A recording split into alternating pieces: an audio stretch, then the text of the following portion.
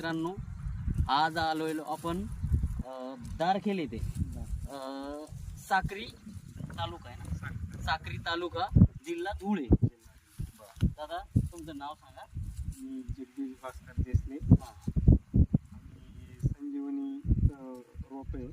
कोणतं? गुलाबी फुरसुंगी ना? गुलाबी फुरसुंगी. बर बर. आम्ही साखरेहून आपलं निसर्ग ॲग्रोवरून बियाणे घेतलं. किती घेतलं दादा बियाणं? आम्ही 10 किलो आणलं. बर बर. आणि पावसाळे पण आपण हेच लावलं होतं. एकच नंबर कलर वगैरे छान होता. बर बर. आणि आता याची क्वालिटी कशी वाटली तुम्हाला? गुलाबी एकदम छान आहे. हो, म्हणजे फुगवण बिगवण एकदम अजून त्याला म्हणजे 1 महिना बाकी आहे. हा हा हा.